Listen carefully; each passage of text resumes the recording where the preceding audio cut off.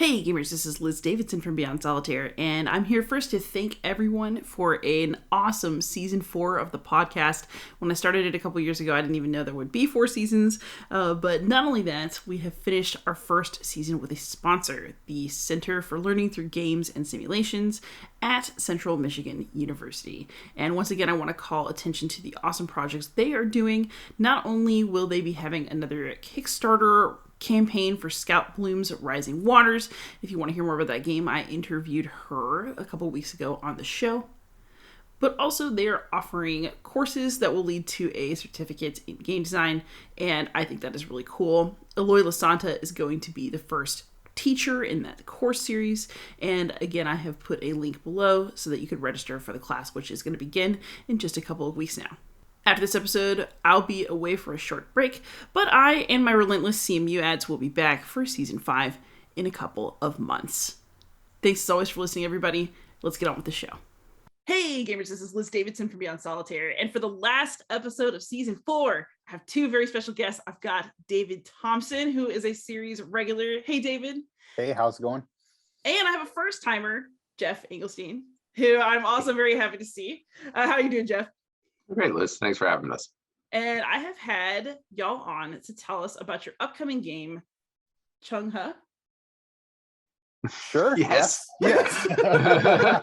That's close enough. Let's just talk about that. Let's just start with what is Changa and when is it? Where is it being published and what is it about? So Changa is the name of a Chinese explorer, I guess the word would be. But the story is that from the early 1400s, there was a series of voyages by the Chinese treasure fleet, as it became known, which was a giant armada of between 200, 300 ships, about 30,000 people that sailed through the Indian Ocean, made a series of 7 voyages over 20, 30 years.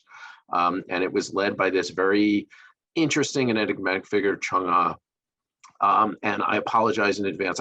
So once we started working on this game, Sally was discussing beforehand that I went and I've been trying to learn how to say it and make sure that I'm pronouncing it correctly. It's actually spelled in the English phoneticization as Z-H-E-N-G space H-E.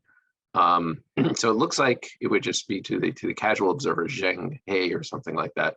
But from listening to it, I believe it is pronounced Changa. But if we are pronouncing it incorrectly, we'd like to apologize in advance, as that is almost assuredly the case. But we're trying. So hopefully that counts for something.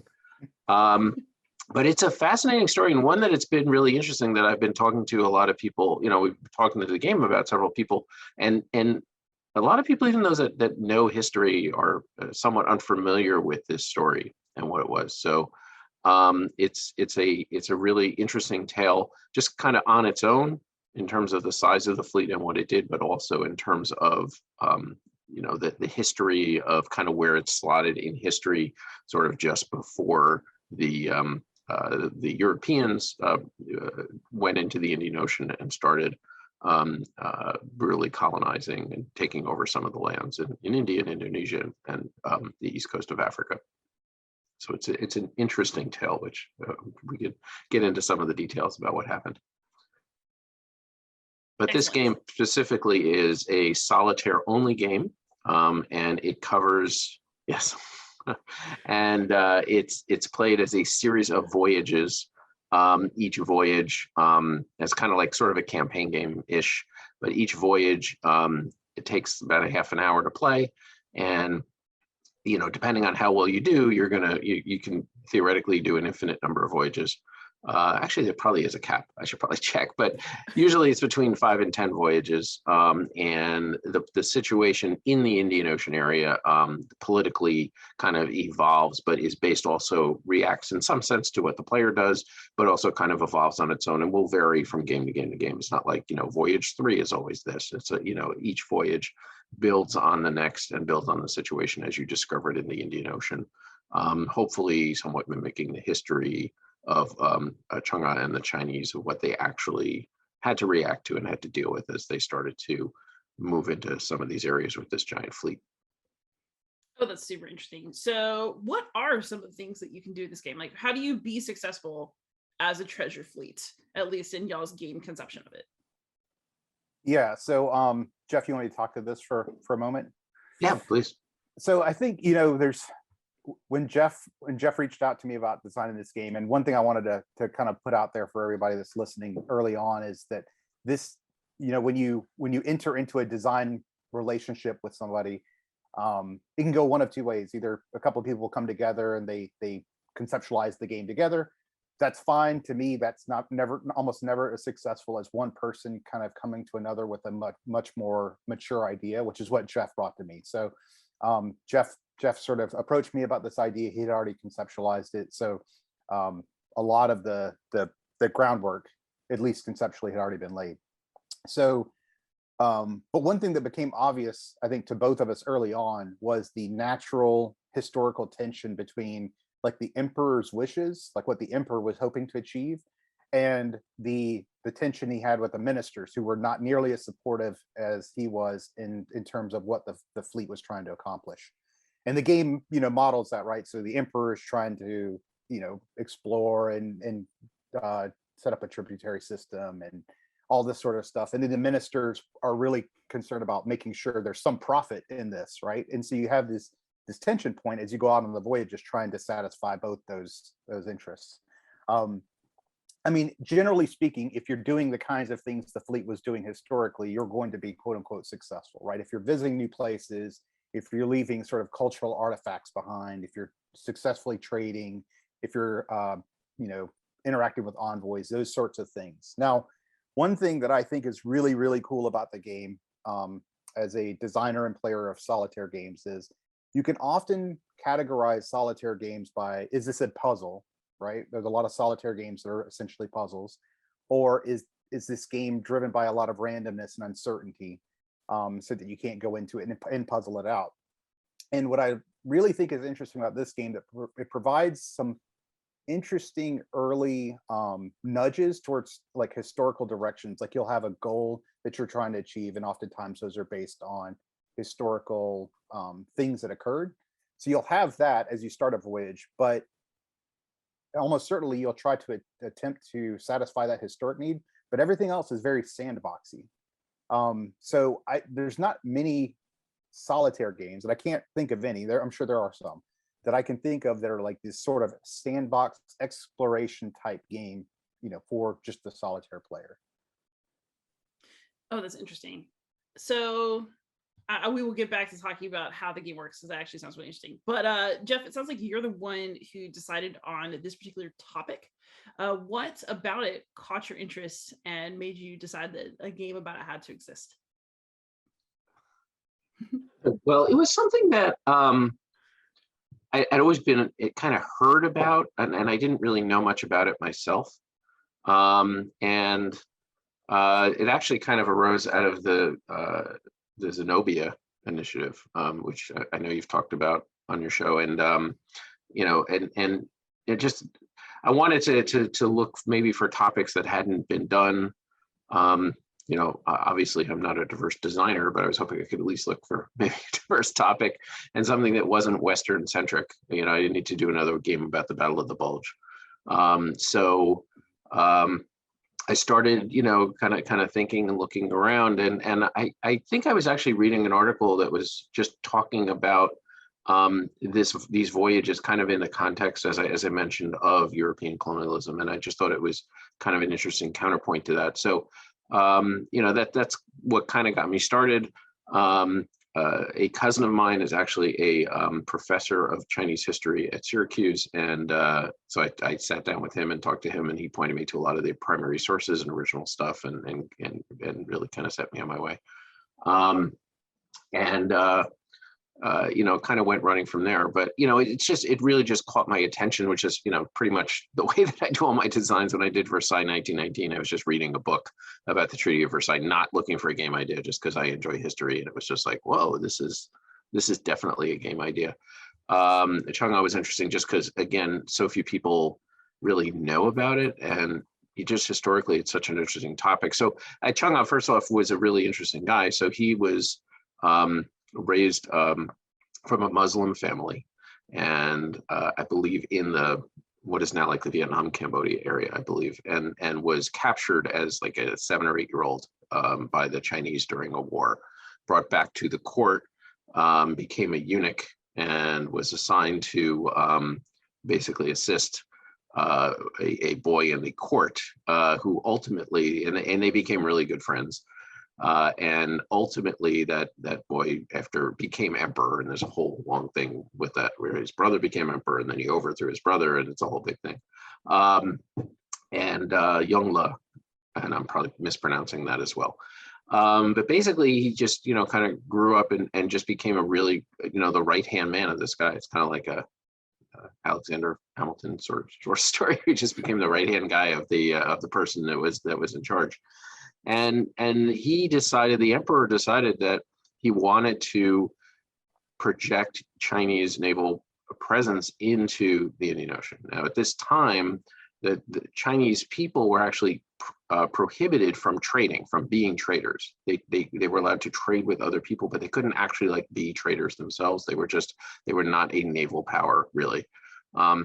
And he decided that needed to change and put together this massive armada. And you see pictures of like these ships compared to the European ships of the age, and they are just gigantic. They're like these 9-masted ships, and thousands of people on board. And again, this was a huge enterprise. Would go out for about 18 months at a time, and several hundred ships, tens of thousands of people. They brought horses, and they brought, ships just for water, and ships just for, everything was very specialized, was very technologically impressive. And when they put it all together, he just went to Changa, his buddy, and he's like, hey, you want to lead this fleet? And he was like, well, I've never been on a boat before, but sure, why not? And turned out that he was just a great leader and organizer, and was able to do this. But as David mentioned, there was this tension always that the ministers were always opposed to it. And, the Chinese were meticulous about record keeping. They loved, writing everything down in these long historical records. But there's very little about these voyages actually in these primary sources, because they were so opposed to them. When they landed, they basically just list, Changa got back after 18 months and he visited this place and this place and this place, and he brought back all these different trade goods and these giraffes, it was too expensive and isn't justified. And that was it. That was the whole thing. And then the emperor would send him out again. And then eventually the emperor died. And there was one other voyage run by his grandson. Actually, the emperor's son refused to have any voyages. But then the grandson, he didn't reign very long. Then the grandson said, did one more voyage. Changa died during the final voyage. And after that, the ministers just stepped in. We're like, we are dismantling this fleet. And again, they had sailed as far as like Zanzibar. They'd sailed as far as, the southeastern Africa, and started making contacts with these people with these gigantic fleets. And this was around 1420, 1430 was when the last voyage was made.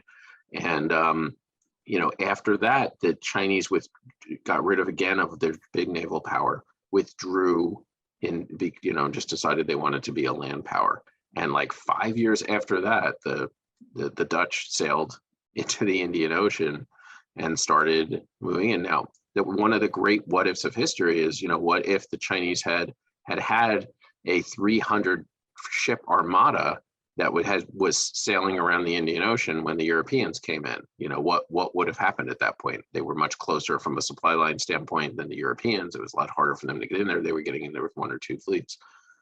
So it's very interesting to think what would have happened, but instead the Chinese just kind of withdrew.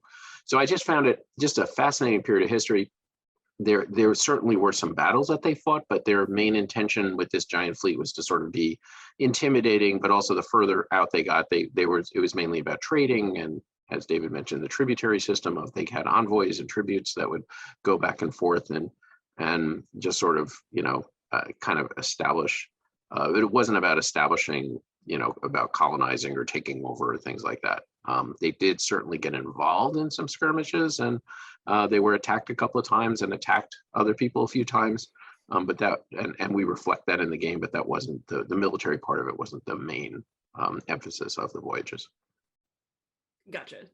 Interesting. So you've been really into this research. David, I know that you also get a little bit hooked on games research. Have you become a bit of a Chinese history addict in the process of designing this game, or did you let Geoff take points on the research this time around? Well, certainly, I mean, when we met initially to discuss it, Geoff pointed me towards some of the same sources he had used, and um, there's a lot of like sort of long-term ramifications about the Chinese withdrawal that Geoff talked about. I mean, for many centuries, really, this was not a topic that the Chinese wanted discussed, right? So only in recent years has it become much more of a point of pride for the Chinese. So there's the sort of side effect of that is there's not a ton of English language sources to really use anyway, right? Um, Geoff pointed me towards a couple of books. I've read those. It's in the English language literature, it's a lot of what I would almost just call circular reporting, right? You kind of see the same stuff referenced over and over.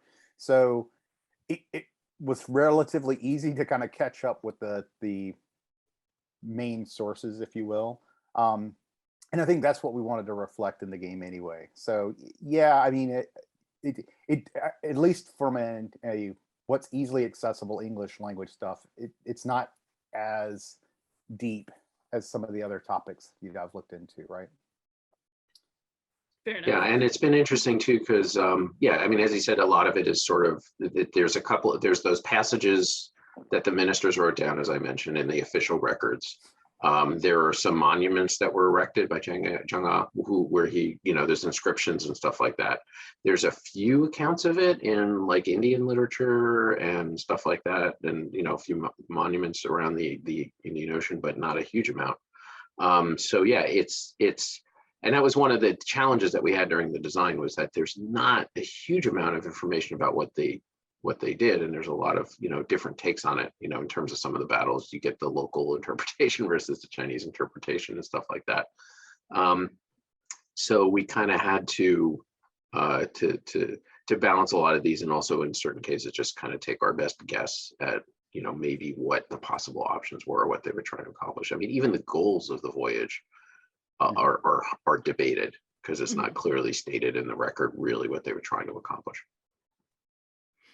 Oh, that's interesting. So lots of interesting research has gone into this. But as we touched on earlier, and we're all friends here, we'll just go blunt. So y'all are a couple of white guys designing a game about Chinese history, and we're having a hard time pronouncing the names. So how are y'all making sure to do this sensitively? Are you involving a cultural consultant in this process? How are you making sure that obviously you're approaching the game with right intentions, but what are you doing to ensure a right outcome?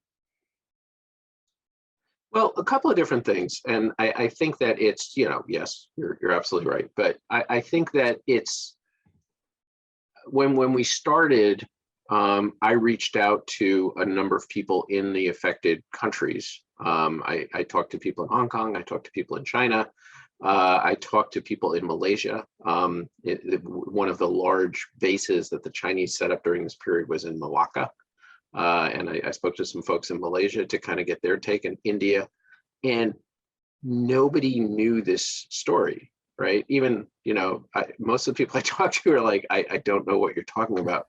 So from a cultural standpoint, it's not like there's like this resonates culturally with people. I was curious when I was talking to people, what are people's attitudes towards it? Is this considered a positive thing in Indian culture, or Malaysian culture? Is considered a negative thing? And it's just a void. It's just like a nothing, right? So so from that perspective, it's, I don't think that there's a lot of cultural sensitivity to it, because there's no culture around it. But we have been, talking with people. We've been talking with academics that are in the area. And other than that, we're really just trying to stick to the historical record as such as it is. These were the major ports. This was we're just kind of, laying it out as an objective way as we can. The one other thing, and this is super early on, we haven't really explored this other than the initial chats, is we should say that GMT is going to be the publisher for the game, right? So we did have, I mean, we are just now sort of in that period where we're ready to transition from design to development, and GMT will be more involved. And we did have some initial conversations with them about this to try to make sure that, like, maybe we engage with play testers from the Chinese community or whatever, right? So there's still like work to be done and opportunities for us to make sure that we are as sensitive to it as possible, with the caveats that Geoff said, that there's just largely a dearth of sort of cultural background in some of this. But I mean, one thing that that Geoff hit on is, like, I think if you just said, oh yeah, the Chinese had this massive fleet of 30,000 people and 300 ships, and they sailed the Indian Ocean and stuff. I mean, the things that the fleet was not about, it was not about exploration, because these trade routes that they were sailing were already known trade routes. It was also not about colonization, like Geoff talked about, right? It was mostly about setting up the tributary system and trying to use sort of diplomacy and economics as a way to project Chinese strength. And so the game benefits by the history, because we don't get into these areas of colonization, because that's not what the Chinese were trying to do, which allows us to kind of not step on a lot of the same landmines that you would get with some of the European activity that followed. Interesting. Yeah, I'll be really looking forward to, like, we actually, I want to talk about like that jump from design to development in a moment. But my other question is, what made this game need to be a solo game, and what are solo players going to be able to get out of it that you maybe couldn't if it was multiplayer? Yeah, so I'll take this, Geoff. You can add whatever you think. But please. When Geoff reached out to me about it, even from the initial conversation, it was kind of conceptualized as a solo game, and it makes sense, right? Like, the player takes the role of Zheng He, right? Now we could have made it some other game where you're Zheng He's advisors and you're all sort of contributing to it or whatever. But it made sense that you take on the role of this sort of really interesting person. And I mean, Geoff even mentioned that he was Muslim, like that was his family, his birth. But like every real person in the world, like it's not just that simple, right? Because he grew up Muslim and he continued to follow his faith through life, but he also paid tribute to the goddess of seafarers, right? So, for example, that was a big part of his culture and the fleet, right? So in the game reflects some of that. So we're talking about like this complex person who's trying to serve multiple masters, and both the emperor and the ministers, etc. So it just felt like that was the most interesting route forward. And rather than try to deconstruct that and shoehorn in the sort of multiplayer game where it didn't fit, it made a lot of sense to make it a solitaire experience. Yeah, I'm always a big believer in who is the player. And, even if, there was it didn't make a lot of sense to make this a 2-player game, because there was no like organized opposition to what the fleet was doing, right? It was just sailing around the Indian Ocean, and it visiting different places and, occasionally, battling. But, it was 90%, just kind of sailing around and trading and trying to do diplomacy and stuff like that. And because it wasn't just like China engaging with India, right? It was not a monolithic thing. It's just every little port that they went to was a different government and a different, different situation, different culture. So it just didn't make sense for there to be like a player opposite Changa. So, so then, yeah, like David said, maybe you have multiple people that are factions on the fleet and stuff like that. But even again, the historical record is so meager that there's no record of any tension in the command structure. That just was not discussed at all in the story. So anything we did in that place would just be plucked out of thin air of what it was. Or like, just, it's clear who you are. And, that makes the most sense as the direction to go in. And as he said, just to bring up an interesting historical fact, Changa was definitely Buddhist, and actually set up one of the more famous, after the voyage, in between voyages 6 and 7, he was instrumental in setting up a very famous temple in China which was destroyed in the 1800s or 1900s. I forget, but it was extremely famous Buddhist temple that he helped construct and fund. And the porcelain tower, I think I shouldn't say this without speaking without but anyway, but also during one of the voyages, the fifth voyage, I think he actually made a Hajj to Mecca.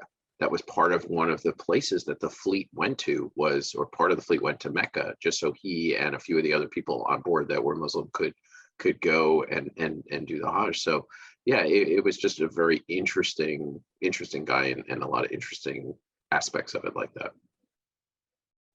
Oh, that's super cool. So it sounds like you have all these tantalizing historical clues to who Zheng He was and like what he was doing, but you also have kind of some gaps in the record. So is there anything that you had to kind of invent to make this game work, or did you pare the game back to make sure that it only represents, at least to your knowledge, I mean, all history work is interpretation, right? But you mentioned trying to keep it objective. Did you have to fill in any blanks yourselves in order to make the game work better and make it a better story? I think that what we did was we basically crafted the core of the game around what we did know, and then where we added to it was sort of riffing on the knowledge we had, right? And so for an example of that is we have some records about pirates that they may have engaged with, right? Like, or they did engage with, right? So we know that happened, and there's a couple of records about that. In the game, it's more likely that you'll encounter more pirates than that we have the historical knowledge of, right? Or some locations we have a decent understanding about what the beginning relationship, diplomatic and economically, was with China was, and in some places we don't have that knowledge necessarily. So you just kind of have to fill in those gaps, right? Because I mean, the alternative is what we don't have any information, right? So in ports that we know that they visited, but we don't have insight into the relationship, we just had to come up with what we thought was a sort of average baseline, if you will. All right, so and this is something I don't actually know a lot about the game design process. I just play people's finished products and then judge them. I don't design games, at least not yet. But you're talking about, with GMT, now that it's going into GMT's hands, you're kind of leaving the design phase and going into development. What does that actually mean? What does that look like? Are there new people going to be coming in and working on this game and taking it direct? Like, where's your creative place in this now? I'm just really curious about all of this. So what are you expecting from the development process that wasn't happening in design? Let's do it this way, Geoff. I'll talk generally about what that relates, like high level, generally what it is, but Geoff's had personal experience with GMT. So if my proposal is I kind of just talk generically, and I'll hand it over to Geoff to talk about his GMT experience. Is that okay? Yeah, sure. So the quick answer to your question is, Liz, it depends on every single publisher, right? It can run the gamut from the designer leads the development process, meaning they're organizing play tests and leading the development, to you hand it over and you never see the game again until it's published, right? And I've experienced the full spectrum, right? So like, for example, of my DVG games, I'm doing all the development myself. And when I did like Armageddon with Queen, I literally never saw it again until the day it came out, right? So it can run the gamut. In my personal opinion, the best are somewhere in between, right? Oftentimes, right? So you continue to be involved, but there are professionals whose job it is to lead development, and you should leave that to the professionals whose job it is to lead development. But I'll turn it over to Geoff to talk about GMT. It's very amorphous, and yeah, I mean, I've only done, well, we're in the middle of development on a second game with GMT, but the first one, even with Versailles, it was actually before they really had an organized development program. It's pretty recent at GMT. So this is on the game I'm doing with Mark Herman, Triumvir. We've had a developer work with us for quite some time. But I've also been exposed to development in terms of my daughter, Sydney, who works for Indie Boards and Cards. Her job there is developer. So she does intake, and when new games come in from designers, then she works to kind of polish them and try to bring them to the next level. So I'm familiar with it from her perspective as well. Basically I liken it to an editor. right? This is your editor. When you submit a book to a publisher, the editor is not going to write the book or come up with the ideas, but the editor is going to say, hey, these chapters should go away, or this is too complicated, or this doesn't make sense, or, and sometimes they'll scribble on it themselves and mark stuff up, but oftentimes they'll just kind of mark it up and send it back to you and say, hey, this isn't really working. Can we talk about it and come up with some ideas? And as you can imagine, the book editing process is handled in a million different ways, right? There's some editors that just, and I've read some books that it's obvious that the editor did nothing and just kind of particularly as authors get a little bit bigger, more famous, that they'll just let it go, let them do whatever they want to do and indulge whatever they want to indulge. So, I think that from an analogy, that's kind of the best standpoint, best perspective is of an editor. So you give it to them and they will help you kind of identify weaknesses and figure out what things are. And I've been involved in all kinds of development relationships, just like, David was saying, some of them you're just, will kind of go off and kind of do their own thing and you do it. Some of them you'll work together with the developer to kind of brainstorm new ideas and come up with ways that you can fix problems. And some developers will just, identify a problem, bounce it back to you and say, I don't think it's really working in this area. And, we'll come up with some ideas to deal with it. And then you go and pitch them on some ideas and work through it that way. So there's no formula to it. It's very open-ended. Two quick thoughts before we leave this topic. So there's an idea for season 5, Liz, is interviewing Sydney, because I think that would be a cool interview, right? But developers are like the unsung heroes of board game industry. They really are. Like, you hear discussions about designers, you hear publishers, artists. I think all of those people get recognition. I mean, I know they do, right? They get recognition. It wasn't until within the last year probably, the developers were even listed on the BGG entries. And most oftentimes the developers aren't even listed in the credits for the game. And sometimes they can be just as influential as the designer. So especially getting a game from a good game to a great game, right? So. And it's, it's always good to have another set of eyes looking at it. I mean, and another thing that developers, particularly at GMT, do is they coordinate the playtesting. They help do that. So they'll organize the playtesters and talk to them and collect the data and come back and say, okay, we had 10 different groups play test it, and here's kind of a common thread, or here's something that might be useful. So they also do that part of it, at least for GMT. I know a lot of other that's not the norm, but they do that through GMT as well. Interesting. Particularly because they tend to be longer games, so they're harder to get play tested. Which is why it's that's why I like it. That's been one of the pleasures of like doing my my pinball series of games, is that I can play them by myself in 15 minutes in Adobe Illustrator. I don't even need to print them out. I can just like drag things around on the layers and I'm done. So it makes the iteration process so much faster. So with these longer, more complex games, it's more of a challenge. Yeah, I can see that. How many times can you play test a 10-hour game? But yeah, I've talked to Mark Herman about, he's done some of these mega war games that are like, hundreds, like Pacific War just came out. And he's like, yeah, we played through the Gambit game once before we published it or something like that.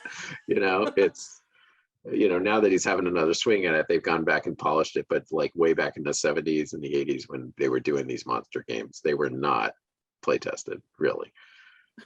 So fun facts. See, this is why I have this podcast. I learned all the secrets. All right. So the other theme that's kind of coming out of this conversation, though, with developers, with designers, is teamwork. And that's actually something I want to ask you all about as well. Both of you have extensive experience both designing on your own and being co-designers. But to my knowledge, this is the first game that you've done together. What was different about working with each other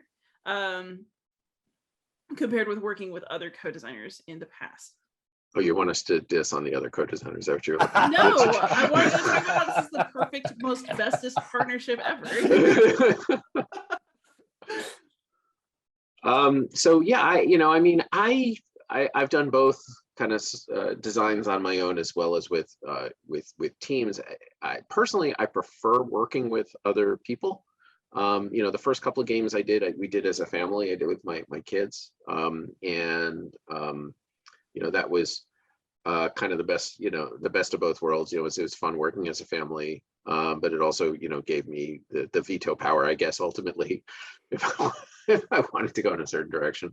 Although more often than not, it was wrong. My kids were right in what it was, and I was wrong. But anyway, but even then, a lot of my other designs were with other people. So for me, I like it because it I find working with another designer kind of just keeps me honest in terms of keeping me on a schedule for doing stuff. If you're just on your own, it's easy to just stick something on a shelf for months and months at a time. If you've got a weekly kind of touch base with your co-designer, it kind of keeps you on track. I just also love bouncing ideas off of people because sometimes I'll go down these rabbit holes and, then David or whoever's there is like, no, you're come back and kind of, so just in general, I always feel that it's having somebody else doing it is sort of better than just the individual stuff. And specifically with David, I just was so enamored of his work and the other games that he had done in War Chest, Undaunted, the whole panoply of stuff that he'd done, that it was. And that's another advantage of opportunity with co-designers, is like just being able to work with interesting people in collaborations and learn their methods and what they do. So that was why I reached out to him, and I was like, I'd love to do a project together. Do you have any interest in this? So I was very pleased and gratified when he agreed to join me to try to get this design going. So yeah, I mean, I basically echo everything Geoff said. I mean, I used to say that I did mostly co-designs with my non-solo war game stuff, and my solo war games are what I designed by myself.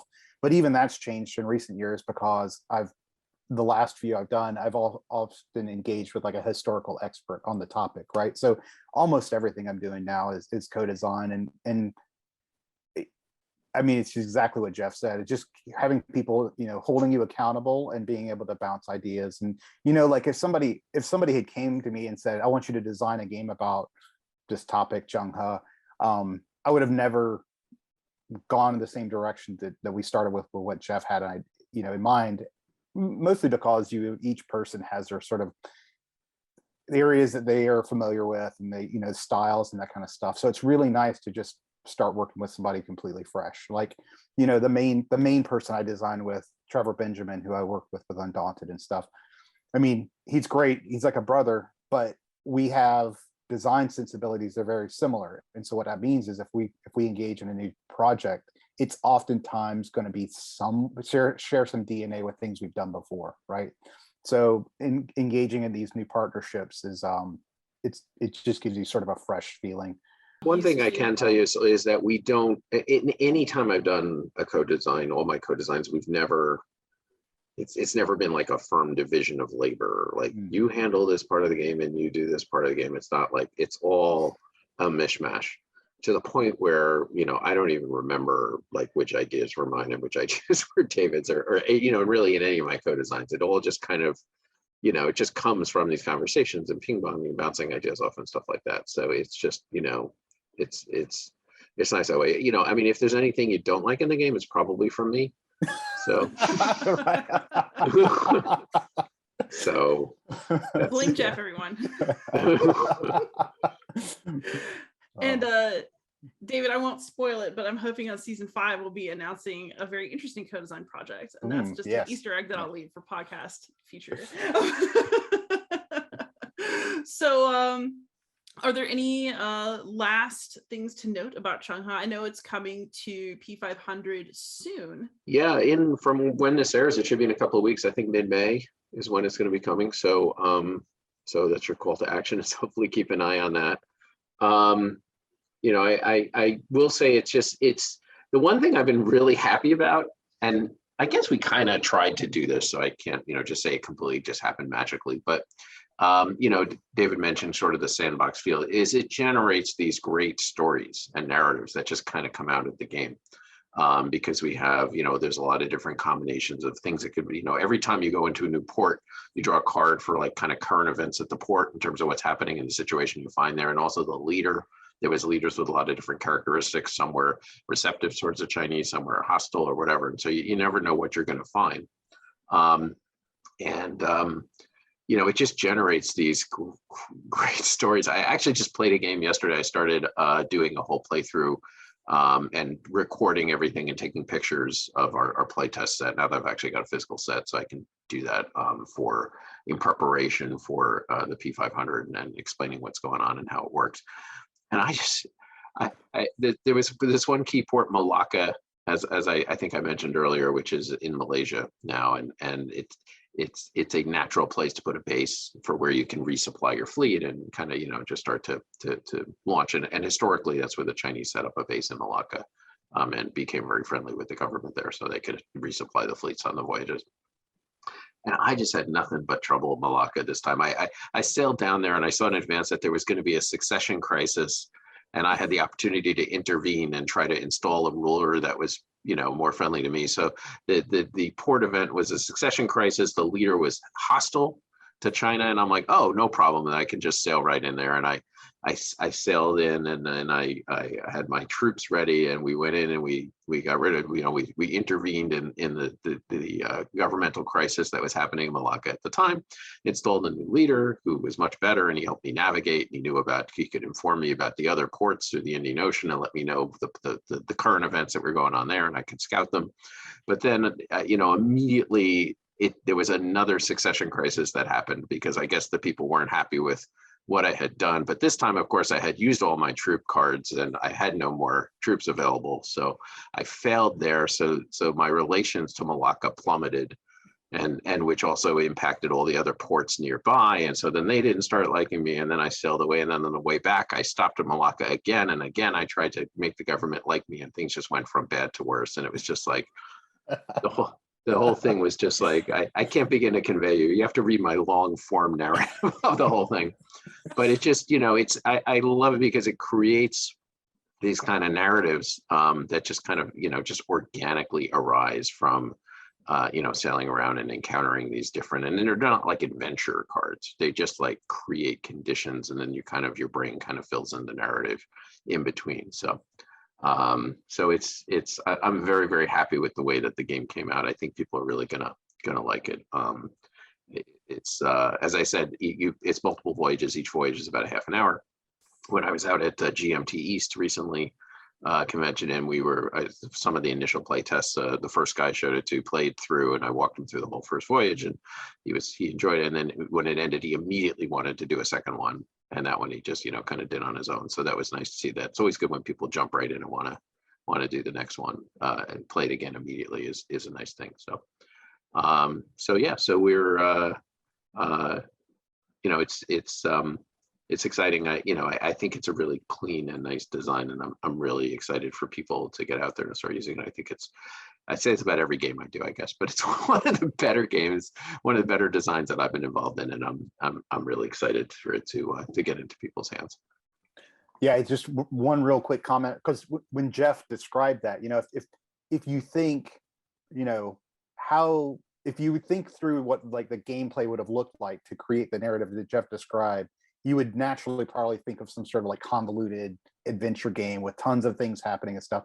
And so just to comment on what Geoff said, what I really agree with about it is the organic narrative that's built through this really sort of elegant, streamlined system, right? Because it's what he described from a narrative perspective is just a couple of turns of very relatively simple card play, right? I mean, so it does have this sort of magic place where it creates this rich narrative organically through an elegant sort of streamlined core system.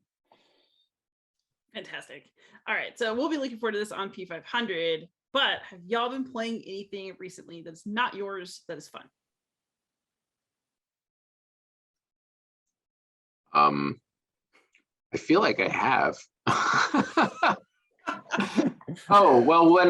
I guess the most recent thing I was at, so we were supposed to be playing a whole bunch of stuff. My daughter came back for the holiday weekend, but as soon as she got back, she had COVID, so that was fun, so she's been in her room, so we haven't had a chance to play the games that we wanted to play. But I did it at the GMT East convention, which was just a couple of weeks ago. I got to play also obviously the GMT game I should remember, but it's their racing game that's like the Armageddon Apocalypse game. Anyone know what it was? It's what you're talking about. I forget the name of it. Yeah. Anyway, it was fun. It was another one of these crazy things where you get these narratives built in your head. So I'm gonna have to look it up now. But there's what's the core system is where you're actually like controlling a team of cars and you're moving around and you can draft, and there's interesting kind of a block movement thing, and the name of that game is escaping me. So you see, you figure the question of, well, have you played anything that's fun lately shouldn't surprise me, but that was a lot of fun.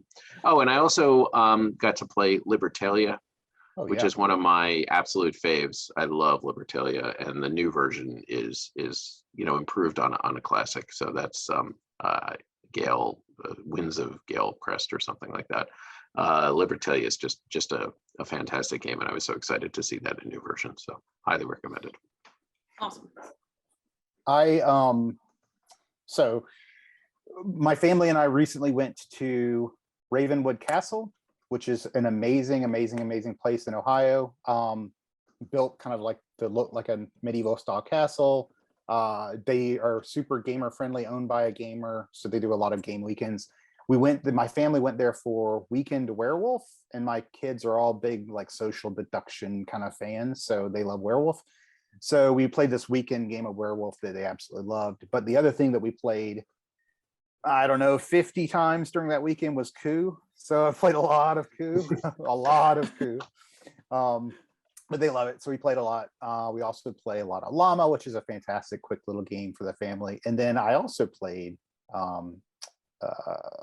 Libertalia, the new version. I had never played the old one before, but I played with a guy who taught us, and my 11-year-old daughter, and she loved it. So I have a design crush on Paolo Mori. So pretty much anything he does is I really do. So whether it's Blitzkrieg or Ethnos or whatever. So yeah, it was another great game. Okay, and it is called the game I was talking about is Apocalypse Road. I just looked it up. So that was the game. I was trying to buy you enough time with my answer, Jeff. I appreciate the vamping. That was good. Yeah. So yeah, it's just a whole bunch of cars that crash into each other. We had 50 cars blow up every single turn, and so it was a late night game, so it was fun. So that was good. But yeah, for sure, Libertalia. It's such such an elegant design that's just worth, if you're interested at all in game design, worth checking out. Awesome. And where can you two be found online? Best place for me is on Twitter. I'm at G Engelstein, at GENGELSTEIN. So you can find me there, and you can also from there you can subscribe to my Game Tech newsletter, which theoretically comes out once every 2 weeks, but lately it's come out once a month, where I just talk about various kind of get into game design and relations to game design issues, sometimes even social issues and things like that. So you can check out my newsletter there. Yeah, for me it's Twitter also, Jack Thompson. Or the other thing to do is go to Board Game Geek and just find one of my games, and you can geek mail me from there.